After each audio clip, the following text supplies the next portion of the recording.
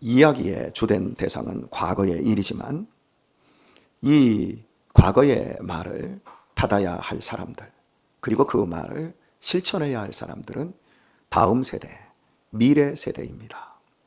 모세는 신명기 11장에서 가나안 땅에 들어가는 새로운 세대들이 과거 그들의 조상이 광야에서 40년 동안 어떻게 살았고 어떤 복을 누렸고 어떤 실수를 했는지를 이야기를 해줍니다. 사건들을 구체적으로 들어서 너희들이 이것을 기억하고 하나님을 바르게 섬길 때 젖과 꿀이 흐르는 가나안 땅에서 승리할 수 있다. 이렇게 설교하고 있습니다. 오늘 본문 6절은 이렇게 시작하고 있습니다. 루벤 자손 엘리압의 아들 다단과 아비람에게 하신 일. 이 일은 이스라엘에게 잊지 못할 무시무시한 일이었습니다. 그들 가운데서 땅이 갈라져서 250명의 이스라엘의 지도자 그룹들을 그들의 가족들과 함께 모두 삼킴, 즉 죽임당한 무시무시한 사건이었습니다. 그런데 오늘 본문에서 하나가 빠져 있는데 사실은 이 사건이 루벤, 엘리압의 아들 다단과 아비람에게 하신 일로만 끝나지 않고 실은 고라 자손 사건이라고 합니다. 고라와 루벤 자손 엘리압의 아들 다단과 아비람 또 뿐만 아니라 온이라고 하는 이 사람도 있었는데 모세는 고라는 빼고 온도 빼고 엘리압의 아들 다단과 아비람에게 하신 일이라고 말씀하고 있습니다. 자, 좀 더 구체적으로 보면 곧 온 이스라엘의 한가운데서 땅으로 입을 열어서 그들과 그 가족과 그 장막과 그를 따르는 모든 생물을 삼키게 하신 일이라. 너희가 여호와의 행하신 이 모든 큰 일을 목도하였느니라 말씀해주고 있습니다. 이 사건은 민수기 16장에 나오는데 내일 아침 이 본문을 읽고 더 구체적으로 살펴보는 것으로 하고요. 오늘은 오늘의 말씀으로 이 부분을 좀 생각을 해보도록 하겠습니다. 한마디로 말해서 반역 사건이었습니다. 이스라엘 백성들이 끝없이 광야에서 원망과 불평으로 일관했을 때 그냥 단순히 원망과 불평은 입술의 말로 끝나지 않고 그것이 구체적인 행동으로 드러나게 되어집니다. 첫 번째로 드러났던 것이 민수기 12장에서 미리암과 아론, 즉 모세의 누나와 형님입니다. 가장 최측근이 모세를 향하여 반역을 하게 되어집니다. 구수 여인을 모세가 취한 것 때문에 미리암이 시비를 겁니다. 아론이 또한 시비를 겁니다. 그때 하나님께서 모세는 내가 선택한 사람이고 내가 쓰는 사람이다. 그리고 너희들 역시 내가 선택했고 내가 쓰는데 그 쓰임새가 다르다. 왜 시비를 거느냐. 그러면서 사실적으로 봤을 때 모세가 나이가 80이 훨씬 넘어서 젊은 여자 구수를 취한다라고 하는 건 오늘날의 도덕적인 시각으로는 우리가 용납하기 어려운 이야기입니다. 그런데 그 내용의 깊은 그런 어떤 감정적인 어려움들이 분명히 있었을 거예요. 그래서 어떤 이유로 인해서 구수 여자를 후첩으로 취한 이 부분을 가지고 가장 가까이에 있는 형과 누나가 이 부분에 대해서 시비를 걸었습니다. 충분히 그럴 만한 합니다. 그런데 하나님께서는 미리암에게 무시무시한 문둥병을 허락해 줍니다. 모세가 기도한 후에야 그 병이 낫도록 하나님께서 모세에게 모든 청결권을 맡기는 이 사건이 첫 번째로 반역 사건이었습니다. 두 번째는 민수기 14장에서 이스라엘 백성들의 12지파에서 가장 뽑은 가장 우수하고 뛰어난 젊은 사람들 12명을 가나안 땅에 정탐꾼으로 보냈다가 그들이 돌아와서 2명, 여러분이 잘 아시고 여러분이 꼭 닮아야 할 갈렙과 여호수아만이 하나님의 일을 하나님의 관점에서 보고 젖과 꿀이 흐르는 그 땅을 우리에게 약속했는데 우리가 보니까 진짜 젖과 꿀이 흐르는 좋은 땅이다. 좋으신 하나님이 우리에게 그 땅을 확실히 주실 것이다. 감사하자. 그런데 10명은 그 땅이 좋은 것은 맞다. 그런데 그 땅에 살고 있는 사람들은 이미 도시 문명을 일군 철기를 사용할 줄 알고 엄청난 이 성을 지어놨는데 그들의 성과 망대는 하늘에 닿았다. 우리는 그들이 보기에 메뚜기 떼에 불과하다. 우리는 다 죽었다. 전혀 하나님의 관점에서 생각하지 않고 세상의 관점에서 생각하고 말을 했을 때 이스라엘 백성들이 모두 선동당하여 모세를 원망하고 모세를 돌로 쳐서 죽이려고 하는 무시무시한 반역 사건이 벌어집니다. 그때 하나님께서 이 10명의 정탐꾼을 그 자리에서 죽여버립니다. 그리고 이스라엘 백성들이 그 정탐꾼들이 정탐한 가나안 땅에 40일에 거기에 1년씩을 보태서 40년 동안 광야에서 뺑뺑이를 돌게 하는 이 사건이 두 번째 모세에게 대한 반역 사건이었습니다. 그리고 세 번째 모세에게 대한 반역 사건이 오늘 본문에서 이야기하고 있는 민수기 16장에 나오는 고라 자손의 반역 사건. 고라와 이 루벤 지파의 자식들이 함께 유대하고 연대해서 조직적으로 체계적으로 모세를 반역했던 사건입니다. 이 세 가지의 반역 사건이 있었습니다. 자, 사랑하는 교회 여러분, 이스라엘 백성들이 하나님께 반역했던 사건은 금송아지 사건입니다. 모세에게 반역한 게 아니었습니다. 그런데 모세에게 반역한 사건은 세 가지입니다. 그리고 이 반역한 세 가지 사건은 모두 민주적인 관점에서 이루어진 겁니다. 모세, 네가 너무 독재하지 않느냐? 네가 혼자 다 해먹지 않느냐? 왜 너만 지도자냐? 우리도 지도자이다. 이런 관점이었습니다. 이 관점이 나쁜 것은 아닙니다.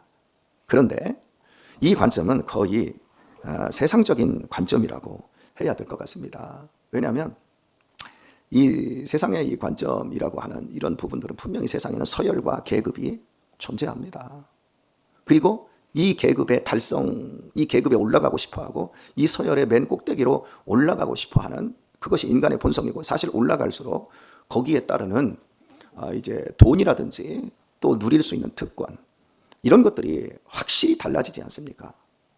예를 들면 뭐 과장에서 부장으로, 또 부장에서 이제 상무 쪽으로 올라가고 이사 쪽으로 올라가게 되면 뭐 자동차가 나오고 법인 카드를 한 달에 얼마씩을 쓸 수 있다든지, 그리고 그 부하 직원들의 어떤 그 승진, 이런 부분들을 다 관여할 수 있는 엄청난 권력을 갖게 되어지죠.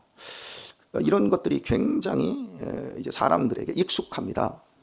그러다 보니까 이제 교회 안에 이렇게 들어와서 이런 계급 의식적인 걸 가지고 교회를 바라보는 겁니다.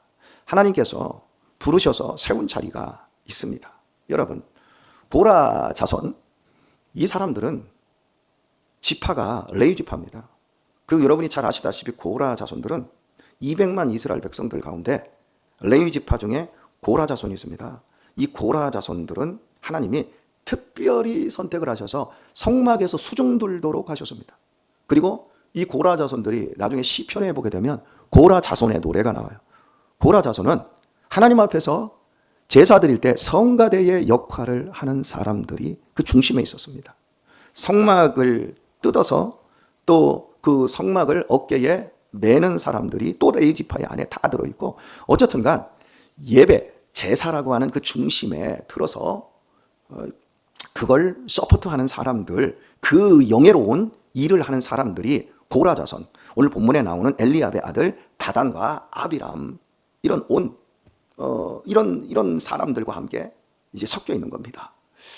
굉장히 영광스러운 그 부름을 받았는데 모세를 향해서 뭐라고 이야기를 하냐면, 너만 지도자냐? 왜 네가 다 하냐?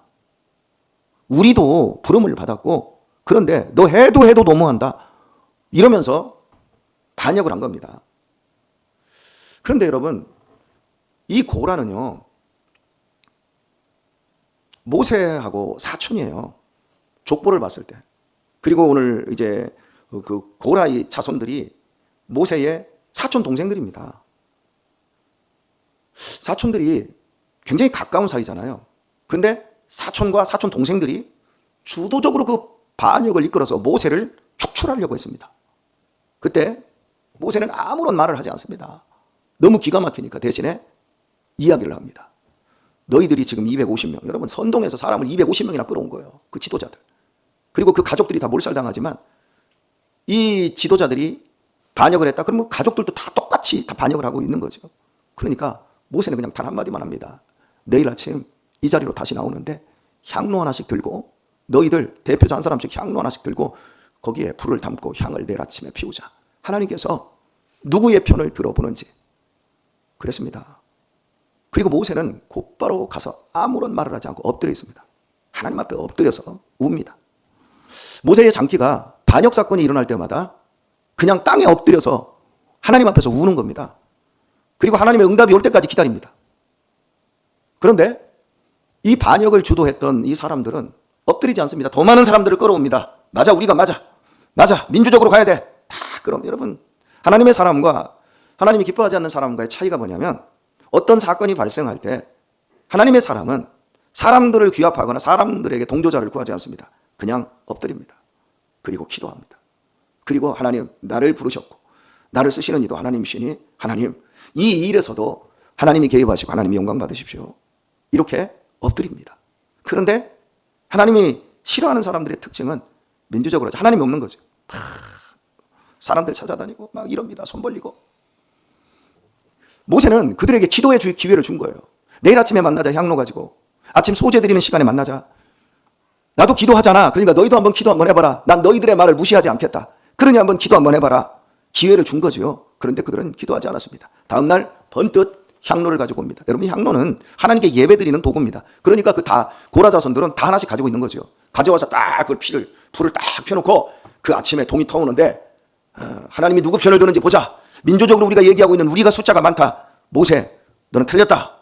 그러는데 하나님의 영광을 보여주옵소서. 그러자 그들이 피운 향로에서 어마어마한 불이 나옵니다.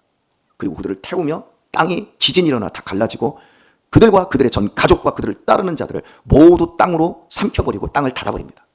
순간적인 일이었습니다. 이 엄청난 일에 대해서 모세가 오늘 본문을 통해서 추억하며, 가나안 땅에 들어가거든 하나님의 놀라운 크신 일을 목도하지 못한 너희여, 이것을 기억해야 된다. 그래야만이 너희가 이 땅을 정복하고 이 땅에서 영원토록 살 수 있다. 이렇게 말씀하고 있는 겁니다. 제가 어제 저녁에 우리 교회 밴드에 기도해 줄 것을 부탁을 드렸습니다. 그리고 이 아침에 제가 채널을 개설해서 친히 영상을 만들고 거기에 이제 여러분들을 구독과 좋아요로 제가 초청을 해드렸습니다. 4개 언론사가 끊임없이 나쁜 짓을 하며 우리를 공격합니다. 그런데 제가 그렇게 기사를 쓰면 제가 반대 기사를 써서 같이 올려버립니다. 그쪽에서 영상을 만들면 저는 영상을 2개 만들어서 대응을 합니다. 이렇게 지금까지 해왔더니 이런 식으로 대응을 했던 노예나 교회들이 지금까지 없습니다. 그냥 이쪽에서 되면 그냥 그대로 당하고 그게 법이 되는데, 우리는 지난 3개월 동안 그런 식으로 대응을 했습니다. 그리고 오늘 기자회견을 합니다. 정례적으로 제가 굉장히 유명한 인물이 되어 있습니다. 남소은네. 그 친구가 누구야 도대체? 어떻게 그런 글을 써? 어떻게 그런 영상을 만들어? 상상하지 못했던 일들을 제가 합니다. 종교적으로 봤을 때는 이건 정말 엄청난 반역입니다. 정말 무시무시한 일입니다. 이해할 수 없는 겁니다. 어떻게 지금까지 누구도 거스르지 못했는데. 그래서 제가 여러분들에게 들어오시라고, 오셔서 보시라고, 그리고 기도해달라. 여러분이 아시다시피 제가 싸움을 좋아하는 사람도 아니고 정치를 좋아하는 사람도 아닙니다. 여러분에게 늘 약속했듯이 저는 정치판으로 들어가지 않겠다고 약속했고, 이 일이 끝나도 안 들어갑니다. 들어오라고 다 막 뒤에서 밀어도 제가 안 들어갑니다. 노회장 할 때는 책임 때문에 1년은 총회에 나가 그 책임을 감당해야 되겠지만, 나를 좀 뽑아주세요 해서 선거운동에서는 절대 나가지 않을 겁니다. 저는 제 자리를 지킬 겁니다. 제가 여러분 목회를 하는데 제가 많은 것을 하지 않습니까? 목사님이 다 해먹지 않습니까? 그지요? 그런데 이 자리, 제가 다 해먹는 것 같아도 이 자리에는 책임이라는 게 있고 정말 엄청난 중압감이 있습니다. 저도 목양을 해오면서 성도에게, 안수 집사에게 이 새끼 저 새끼라고 하는 욕도 들어봤고 멱살도 잡혀봤습니다. 그런 것들을 다 견뎌내봤고 제 권위에 불순종하고 대항해서 전화상으로 저한테 육두 문자를 쓰면서 욕도 듣고 다 해봤습니다. 어려움들이 있습니다. 소극적으로 반역하는 분들도 계십니다. 소극적으로 반역하는 분들이 사실은 더 무섭습니다. 하고 있는 것 같지만 안 하고 있는 그런 사람들이 사실은 더 무섭습니다. 참 이 자리는 제가 세상에서 열심히 노력해서 성취해 온 자리가 아니라 하나님께서 부르셔서 온 자리입니다. 모세를 부른 것처럼 부르셔서 온 자리입니다. 여러분들이 이 교회를 섬기는 그런 모습들도 다 부르심의 자리라고 여러분들이 기억할 수 있기를 바랍니다. 이 부르심의 자리에서 우리들이 정말 잘 살 수 있는 방법이 무엇일까요? 우리에게는 모두 반역의 기질이 있습니다. 모세의 반역 사건 3가지를 보면 가장 가까운 사람들, 믿었던 사람들에게서 반역을 받은 겁니다. 가장 믿어주고 지지해야 될 사람이 누나와 형인데 그 인간들이 모세를 첫 번째로 반역을 했습니다. 모세가 뽑고 뽑은 자신이 봤을 때 최고의 사람 12사람입니다. 그 중에 10명이 모세를 반역해서 결국 이 10명 때문에 온 이스라엘 전체가 모세를 돌로 쳐 죽이려고 했습니다. 그리고 오늘 본문에 모세의 사촌들입니다.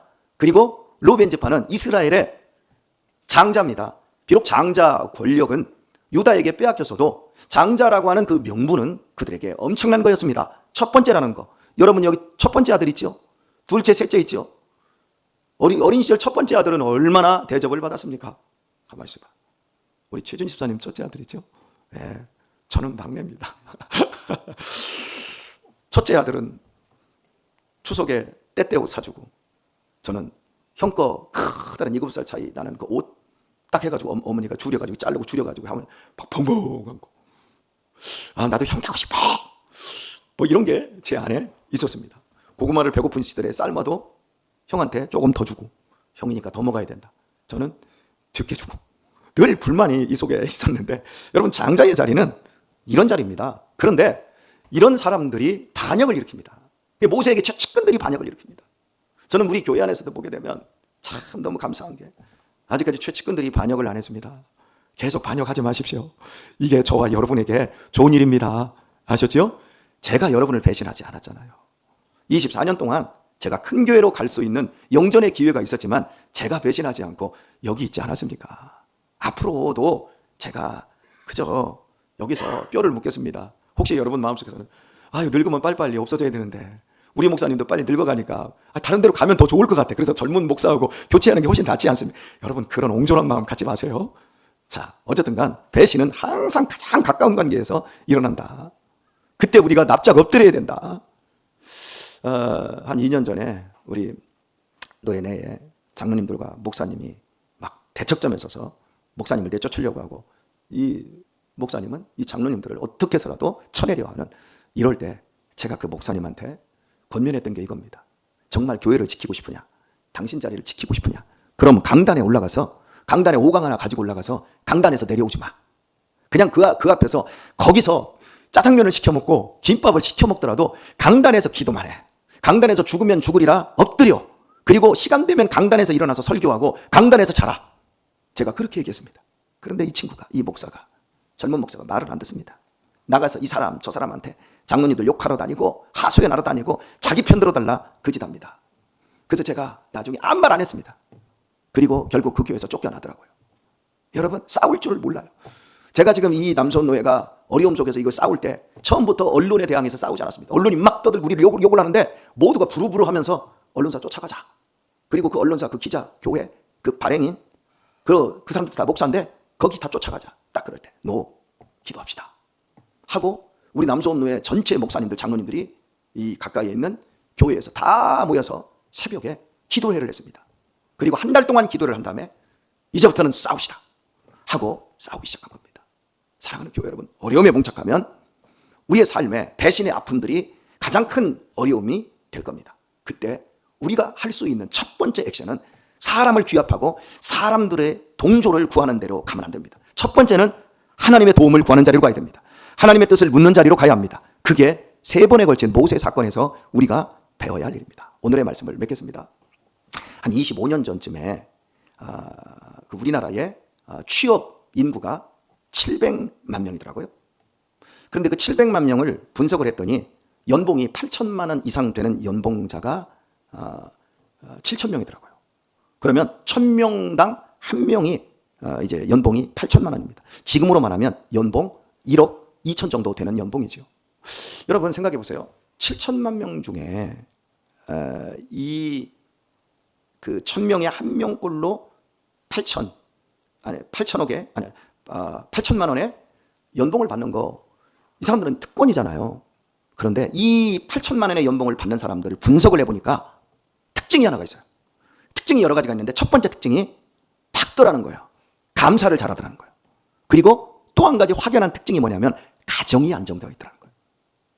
여러분, 가와만사성이라는 말이 있잖아요. 그런 것처럼 여러분, 가정이 안정되어야 밖에 나가서도 만사를 이룰 수 있다라고 하는, 이거 명백한 데이터가 아닌가 싶어요. 감사를 잘하는 사람은요, 권위에 순종할 줄 아는 사람입니다. 오늘 저는 여러분의 연봉이 1억 2천 넘어갈 수 있기를 축복하고 싶습니다. 아니, 최소한 한 3억 정도 되는 연봉을 좀 받아보셨으면 좋겠습니다. 우리 젊은 분들 다 그렇게 될 만하는 이 자세들을 가지고 있어요. 왜? 우리 교회는 젊은이들이 가정을 안정화시켜요. 그런데 감사가 너무 적어요. 이 감사헌금을 아예 안 하시는 분들도 계시고, 이 어떤 감사가 너무 이 작은, 스케일이 너무 작은 분들이 계시더라고요. 근데 감사는 여러분 스케일이 커야 됩니다. 왜냐하면 그것은 우리의 삶에 직결되는 문제이거든요. 원망과 감사가 싸우는 것 같습니까? 선과 악이 싸우는 것 같습니까? No! 선과 악이 싸우는 적이 없습니다. 선이 있는 자리에는 악이 들어올 수가 없습니다. 그러나 선이 나간 자리에 악이 들어옵니다. 원망이 있는 자리에 감사가 싸우는 게 아니라 원망이 사라지면 감사가 들어오고요, 감사가 사라진 자리에 원망이 들어오는 겁니다. 천사와 악마가 싸우지 않습니다. 천사가 다스리는 곳에 악마가 떠나가고요, 악마가 다스리는 곳에 천사가 없기 때문에 그런 일이 벌어지는 겁니다. 이해하셨습니까? 감히 어떻게 하나님과 사탄이 싸웁니까? 싸울 수가 없습니다. 오늘 우리의 삶에 있어서 가장 중요한 핵심이 뭡니까? 생각을 바로 해야 됩니다. 기억을 바로 해야 됩니다. 제가 여러분에게 감사의 크기를 키우라는 게 바로 이겁니다. 감사하면 원망도 배신도 할 일이 안 생깁니다. 그러나 감사하지 못하면, 감사가 줄어들면 원망과 이 안에 불평이 더 커집니다. 그리고 반드시 배신을 낳습니다. 그리고 가정이 약해집니다. 뿐만 아니라 들어오는 돈도 적게 들어온다는 얘기죠. 오늘 우리의 삶에 지혜가 있음으로 말미암아 더 감사하도록 하십시다. 그리고 더 겸손하도록 하십시다. 우리가 엎드려야 될 그 시간에 사람들 카페에서 만나서 전화질하고 귀합하고 나 좀 동조해줘 라고 할 게 아니라, 오늘 어려움을 만날 때마다, 배신의 아픔을 만날 때마다 사랑하는 교회 여러분, 하나님과 더욱더 가까워지시길 축복합니다. 그래서 무한한 복이 여러분으로부터 경험되어지고 하늘로부터 쏟아져 들어오는 이 은혜를 누리는 우리 모든 성도님들 다 되시길 예수님의 이름으로 축원드립니다.